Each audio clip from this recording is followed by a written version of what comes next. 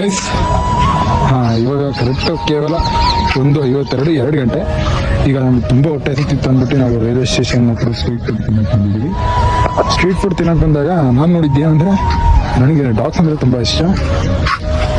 ಅವು ಹೆಂಗೆ ಮಾಡ್ತಿದ್ವು ಅಂದರೆ ಏನೋ ಇಲ್ದಂಗೆ ಇದು ಮಾಡ್ತಿದ್ವು. ಅದಕ್ಕೆ ಅಂದ್ಬಿಟ್ಟು ನಾನು ಡಾಗ್ಸಿಗೆ ಈ ಥರ ಗೈಸ್ ಎಲ್ಲೂ ಹುಡ್ಕೊಂಡು ಹೋಗೋದೇನು ಬೇಕಾಗಿಲ್ಲ. ಎಲ್ಲೇ ನಿಮ್ಮ ಮನೆ ಮುಂದೆ ಇರಲಿ ಎಲ್ಲ ತಗೊಂಡು ನಾಯಿಗಳಿರ್ತವೆ. ದಯವಿಟ್ಟು ಯಾರು ನಾಯಿಗಳನ್ನ ನೋಡ್ತೀರಾ ದಯವಿಟ್ಟು ಎಲ್ಲರೂ ಊಟ ಹಾಕಿ. ಊಟ ಇಲ್ಲ ಅಂದ್ರೂ ಒಂದು ಬಿಸ್ಕೆಟ್ ಆರು ಹಾಕಿ. ದಯವಿಟ್ಟು ಪಾರ್ಲೇಜಿ ಆರು ಹಾಕ್ಬಿಡಿ. ಯಾಕೆ ಅಂದ್ರೆ ಅದರಿಂದ ಮೈದಾ ಹಿಟ್ಟು ಜಾಸ್ತಿ ಇರೋದ್ರಿಂದ ನಾಯಿಗಳಿಗೆ ತುಂಬಾ ಕಾಯಿಲೆ ತರ ಆಗುತ್ತೆ. ಮಾರಿ ಲೈಟ್ ಆ ಥರದ್ದು ಅದ್ರಲ್ಲೆಲ್ಲ ಮೈದಾ ಹಿಟ್ಟು ಕಡಿಮೆ. ದಯವಿಟ್ಟು ಆ ಥರ ತಂದು ಹಾಕಿ. ಇಲ್ಲ ಅಂದ್ರೆ ಬೇಕಾದ್ರೆ ಪೆಡಿಗ್ರಿ ಆ ಥರ ಎಲ್ಲ ಹಾಕಿ.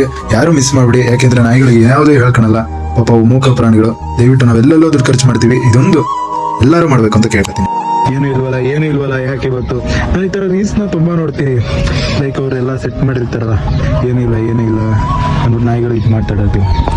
ಅವಾಗ ನನಗೆ ಇದನ್ನ ಕೊಡಿಸ್ಲೇಬೇಕು ಅಂದ್ಕೊಂಡೆ.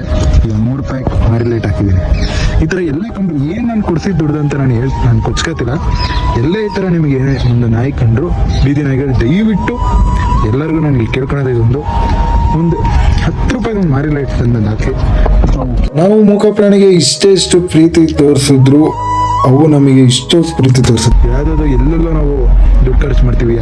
ಅದ್ರ ಬದಲು ಒಂದು ಮೂಕ ಪ್ರಾಣಿಗಳಿಗೆ ಊಟ ಹಾಕಿ.